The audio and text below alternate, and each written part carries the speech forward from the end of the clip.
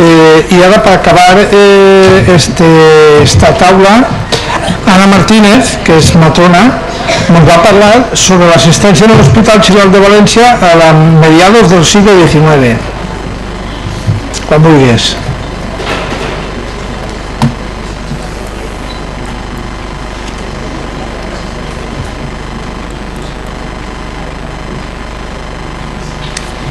Buenos días. En primer lugar, daros las gracias por estar ahí, porque la verdad es que si no fuerais vosotras esto no sería posible, y evidentemente a la Dirección de Enfermería, en la persona de la directora Ángela Garrido, que ha tenido a bien que pudiera exponer este trabajo. Este trabajo, la justificación de él fue, la necesidad de la dirección, la justificación de este trabajo fue la necesidad de la dirección del Hospital General Universitario de Valencia de 1992 de elaborar junto a las centrales sindicales un catálogo sobre los distintos estamentos que cubrían la asistencia hospitalaria del centro. Esto nos llevó a investigar los reglamentos que ya sabíamos que existían en el archivo histórico de la Diputación de Valencia, sobre las obligaciones, tareas, estamentos, jerarquías, además de los derechos, salarios de los trabajadores del Hospital General en el siglo XIX. Este trabajo se presentó al premio López Trigo, pero no obtuvimos ningún premio.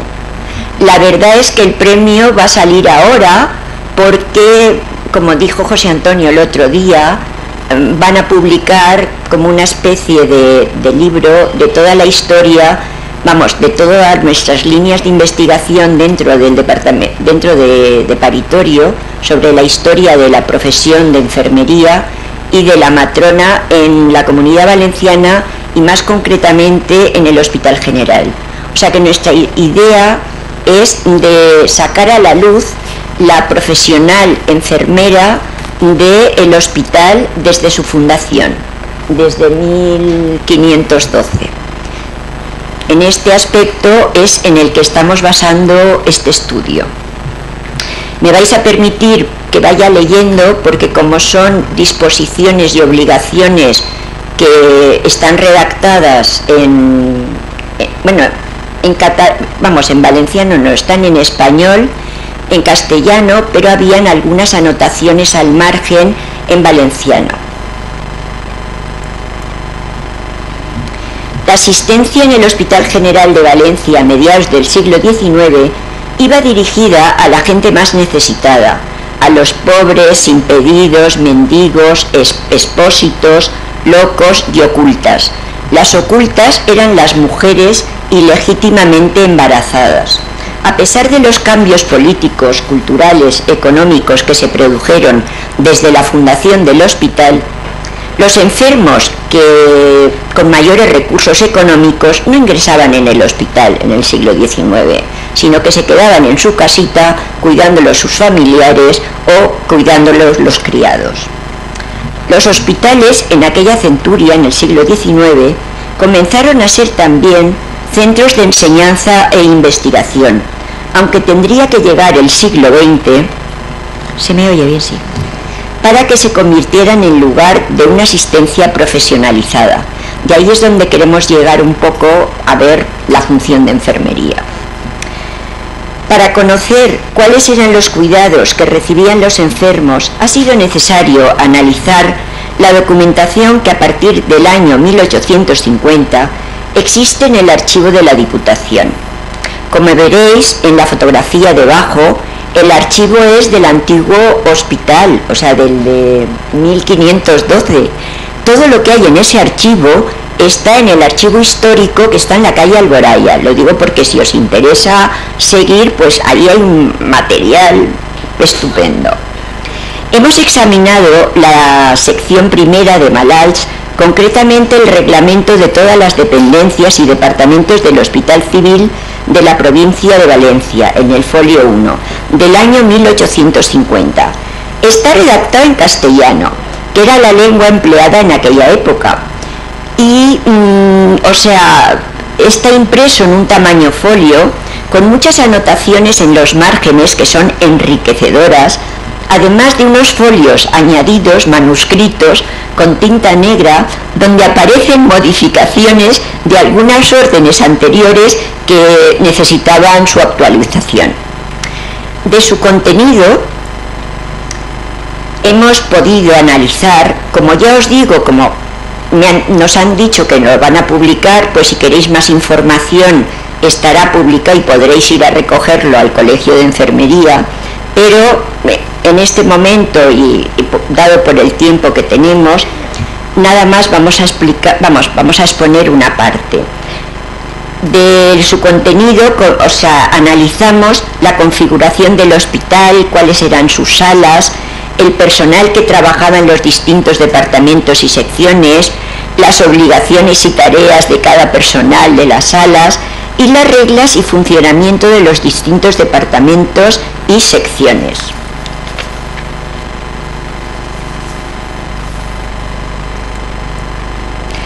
El personal del hospital. El personal del hospital, como veis, lo primero son los que mandan, son las comisiones. Las comisiones, que eran los que mandaban, eran muchos jefes, eran 30. 4, primero era el presidente, luego el vicepresidente, luego un secretario, luego un segundo secretario y luego 9 comisiones. Estas 9 comisiones tenían también sus adjuntos, que eran de 4 a 3, pero llegaban a ser, los comisionados eran 30.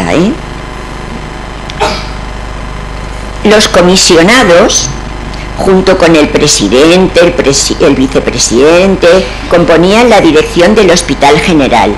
Nada ni nadie estaba por encima de ellos. Y todo dependía de este órgano de gobierno. Te lo digo, María Josefa, por si acaso tú quieres mandar sobre el que tienes encima, entonces no había ni Dios. Este era el despacho donde se reunían las comisiones. Como veréis, en la parte de la izquierda está donde es un arcón que veríais, muchas de nosotras lo hemos conocido ¿verdad? En las direcciones, que era donde se guardaban todos los reglamentos y el dinerito, que cada uno de los vicepresidentes tenían una llave y a la vez tenían que abrirlos para poder abrir la tapa. De allí saldría luego lo que saldría, pero estaba cerrado con 3 llaves. El personal administrativo, como veréis ahí están muy serios. En la documentación no aparece ningún apartado que se pueda analizar sus tareas y funciones. No sé ahora, pero entonces tampoco. Habían muchos, pero tampoco. Suponemos que debían estar vinculados a los mandos y a las comisiones.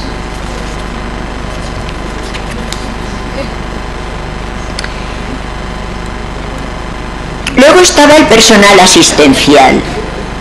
Como veréis, están todos uniformados. Estos pertenecían a las salas de hombres, pero algunos de ellos, que son los practicantes, también estaban en la sala de mujeres. De los practicantes que hay ahí, hay 5 categorías. De esas 5... perdonar, que me he olvidado. Me he olvidado de los facultativos, pero es que no tengo la foto.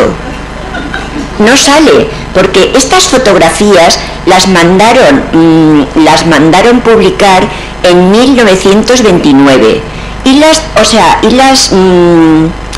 publicó la Diputación de Valencia. Y entonces los facultativos, se ve que como no iban todos los... Perdón, no salió la foto. Pero vamos a ver. Después del personal administrativo estaban los facultativos. O sea que antes del personal que veis aquí, que son los enfermeros, estaban los facultativos, pero no hay foto. Por eso me la he saltado, pero habían facultativos que hasta sabemos lo que cobraban. Habían facultativos para la sala de hombres y facultativos para las salas de cirugía y facultativos para la sala de medicina, ¿vale?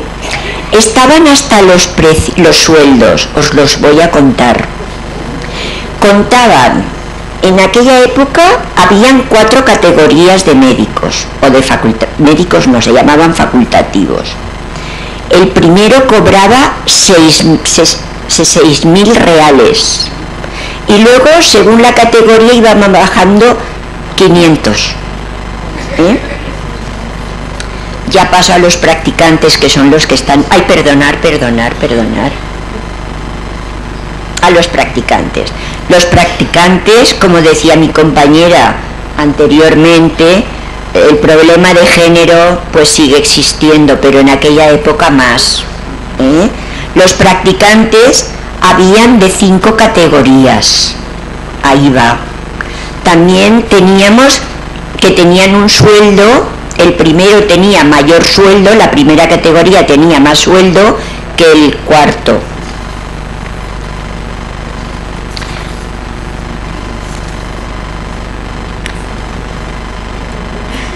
Las enfermeras. Como veréis, aquí están las enfermeras, pero es posiblemente las mujeres, como también habían mujeres en las salas de ocultas, había un departamento de mujeres que estaban embarazadas ilegítimamente y que también había en la sala de expósitos, a lo mejor las añadieron aquí. No es porque fuéramos más, es porque había una sección de expósitos y de madres ocultas, ¿vale? Y aquí ya eran las hermanas de la caridad. La limpieza, el orden, la compostura de las camas, el aseo de los enfermos y enfermas, y la policía, organización y reglamentación interna de las salas estaba a cargo de las hijas de la caridad. Ejercían en la época las funciones de las actuales supervisoras y adjuntas.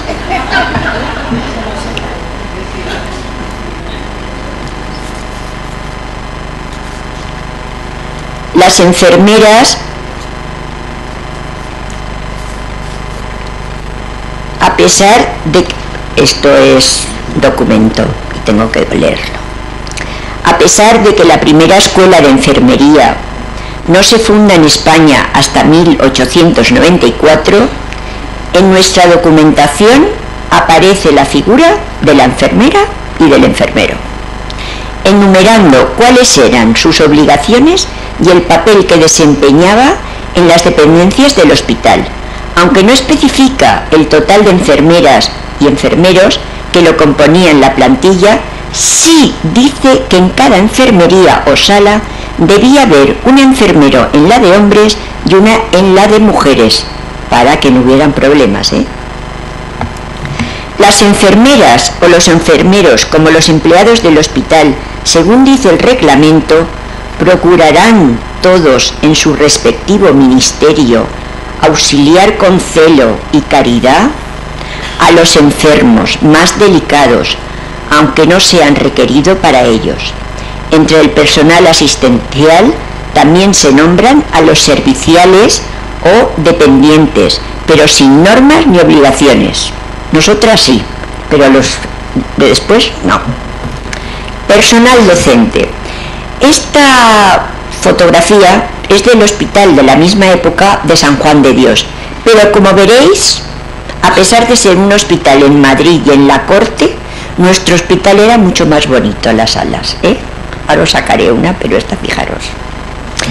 Por la documentación podemos deducir que en el hospital se impartía docencia, ya que en una de las ordenanzas se regula: las enfermerías no se admitirán más solteras a partir de las que necesite la escuela clínica. El número de embarazadas para la clínica será por ahora el que considere indispensable el catedrático, siendo preferidas las de prole legítimas y en su defecto las ilegítimas. Consideramos que en las salas de médica, cirugía, obstetricia se impartían las enseñanzas de medicina a practicantes y matronas, porque en aquella época sí que ya estaba institucionalizada la formación de practicantes y de matronas.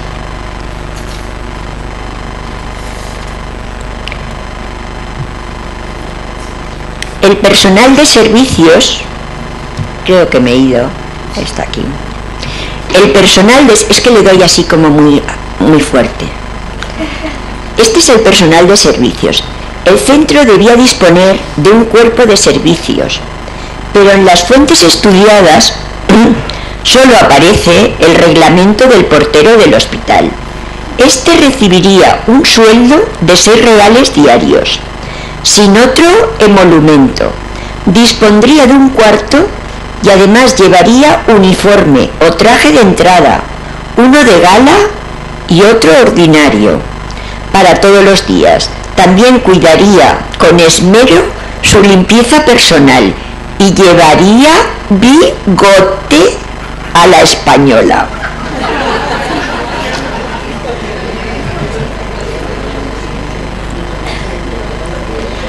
Por último, no sé cómo voy de tiempo. Como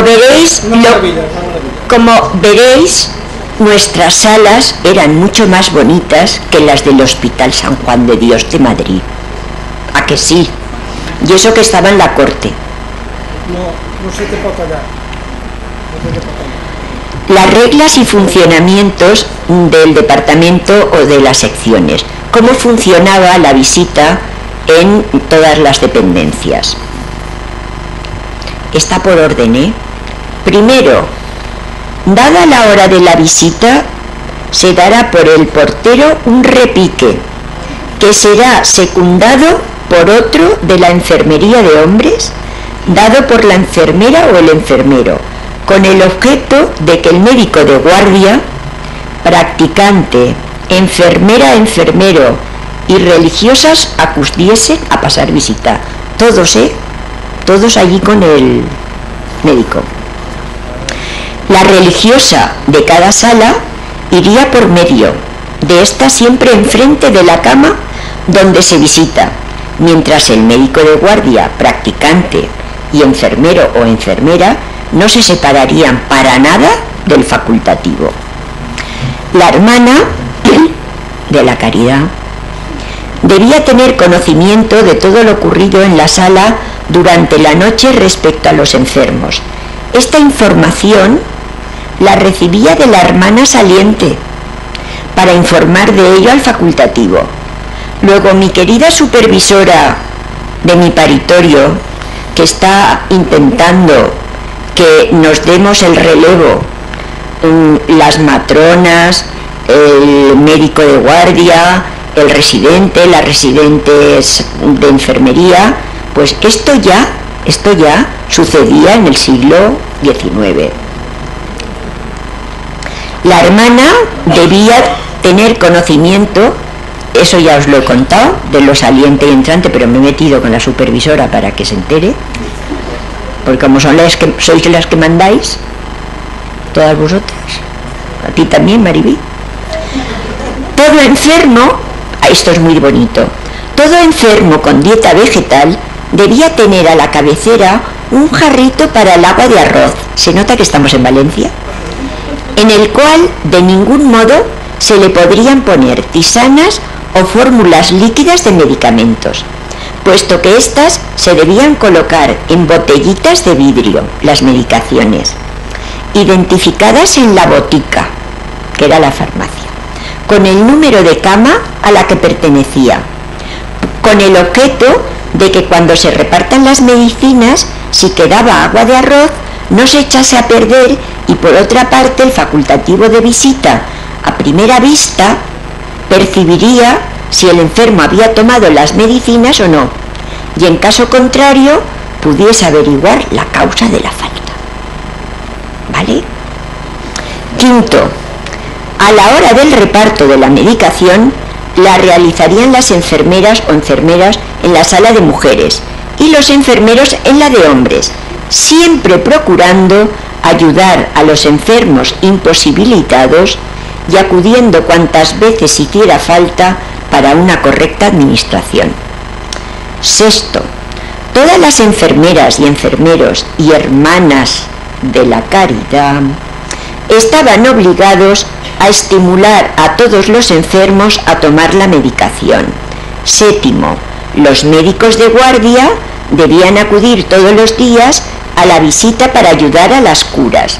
Los practicantes y enfermeras o enfermeros reconocerían y realizarían todas las prescripciones que hiciera el médico de sala, reconociendo su autoridad como si fuera la junta del centro. Así que Federico, ¿dónde está? ¿Se ha ido? Pues que sepa que él no tenía ninguna autorización para curar lo que quisiera. Octavo, el médico de sala estaba obligado a dar parte a la comisión de los enfermos cuya gravedad consideraba que necesitaban un tratamiento extraordinario. Noveno, cuando hubiera un caso grave se convocaría consulta extraordinaria, la cual sería presidida por los señores vocales, facultativos, comisionados, el profesor a cuya sección perteneciera el enfermo y el vocal del presidente. Si a la hora de la consulta, esto es muy divertido, si a la hora de la consulta los miembros de la comisión o de la junta no pudiesen, se celebraría con su ausencia, porque ellos estaban justificados, no pudiendo desde luego faltar bajo ningún concepto el médico de la sala, pero los comisionados y los jefes podían irse. Décimo, desde la puerta de urgencias, que también había, se ingresaban en las clínicas los enfermos destinados para la enseñanza de medicina y matronas, de la medicina, practicantes y matronas. En el caso de vacantes en la clínica, se tomarían enfermos de las enfermerías, con el consentimiento informado. ¿Qué decíais? Pues aquí ya está, con el consentimiento, pero no del enfermo, sino el consentimiento del facultativo de visita, a cuyo cargo estuviera el enfermo y el catedrático o el profesor o de clínica encargado. 11. Las hermanas de la caridad encargadas de las salas debían procurar que el horario de las comidas se cumpliera como indicaba el reglamento, a rajatabla. 12.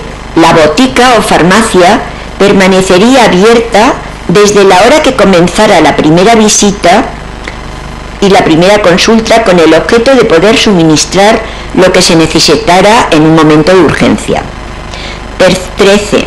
Cuando el presidente, en este caso debía ser el gerente el que hizo la inauguración de las jornadas, vocal de semana o alguno de los señores de las comisiones de los adjuntos, entrase en el hospital por la puerta principal de las enfermerías, el portero daría la señal con 3 campanadas. O sea, que Cotino, la adjunta Cotino, no podría entrar de sorpresa, porque el portero le tocaría 3 campanadas. ¿Me oye usted?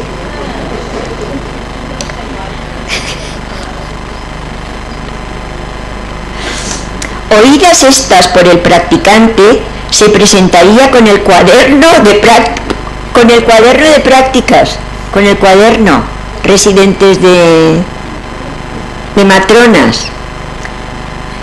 A ver, que me voy. Con el cuaderno correspondiente del departamento, para leer las prescripciones y contestar a las preguntas que sobre los enfermos les hicieran los de la junta. Los de la junta es que mandaban mucho. En el caso de entrada de algún vocal, El portero daba solo una campanada. Todos los empleados de vela deberían reunirse empleados de vela eran los de guardia. No es porque llevaban una vela, perdonar. Deberían reunirse en un mismo lugar. Así, en las enfermerías de hombres o medicina habría una hija de la caridad. El capellán también se quedaba de guardia, se quedaba en la vela. El facultativo de guardia y un enfermero. En la de mujeres, una hija de la caridad y una enfermera. En la de hombres de cirugía, una hija de caridad, un practicante y un enfermero. Y en las de mujeres, una hija de la caridad y una enfermera. Termina este apartado diciendo: en la vela lo mismo que en el cumplimiento de la obligación de cada empleado, procurarían todos en sus respectivos ministerios auxiliar con celo y caridad a los enfermos más delicados, aunque no sean requeridos para ello. En la inteligencia, que si los que cumpliesen así o se entretuviesen en otro objeto o se retirasen a dormir, que no hay que dormirse por la vela, por la noche, se exigirá la más estrecha responsabilidad al señor vicario por la clase de los capellanes, al facultativo que esté de vela por si los practicantes se duermen, y a la supervisora de las hijas de la caridad por si las enfermeras y los demás serviciales se duermen. O sea que había chivatazo. Bueno, finalmente, espero no haberos cansado, y concluimos que a comienzos del siglo XIX, concretamente en el reglamento del Hospital General, el Real Hospital General de Valencia, 1826, no aparece en su plantilla personal de enfermería.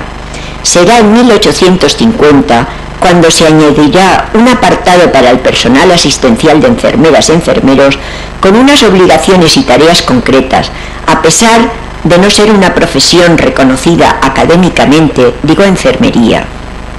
La primera escuela de enfermería en España aparecería en 1896. La demanda de enfermeras y enfermeros cualificados en el siglo XIX se manifiesta, como lo demuestra el artículo que aparece en un monitor de salud de 1858, firmado por Londero, que éste pide al gobierno de su majestad, porque estamos en un reino, que creasen escuelas de enfermería de ambos sexos en los hospitales para y protección de los institutos piadosos hospitalarios, porque este hospital era un santo hospital, se conocía como santo hospital, añadiendo que las enfermeras o enfermeros debían ser de mediana edad, o sea que yo ya no quepo, hábiles, robustas y sanas, que no les olieran los pies, ni los sobacos, ni el aliento, que supieran leer y escribir, que fueran limpios, sobrios, vigilantes y cuidadosos, compasivos, discretos, hacendosos e inteligentes, que fueran atentos para observar todas las novedades y comunicarlas al médico, que fueran inflexibles por todo lo que fuera contrario a las prescripciones del médico, y debían ser fieles en ejecutar las prescripciones del facultativo. Por lo tanto, las enfermeras o enfermeros no debían ser dormilones, ni ebrios, ni glotones, los que despidiesen alguna fetidez de la boca, de los pies, de los sobacos, los supersticiosos y preocupados, los parlanchines y presuntuosos que quieran echarse, es muy divertido esto, los parlanchines y presuntuosos que quieran echársela de doctores y tienen siempre algún curandero a quien recomendar o algún remedio estrambótico que aconsejar. Debían reunir todas las cualidades anteriormente señaladas y en igualdad de circunstancias se prefería en aquella época a una enfermera que a un enfermero. Es evidente que en el siglo XIX la sociedad demandaba la asistencia hospitalaria del personal de enfermería como profesional cualificado, con una formación y reconocimiento académico, aunque en la práctica ya existía como cuerpo asistencial en los hospitales, y más concretamente en este gran hospital como es el Consorcio Hospital General de Valencia.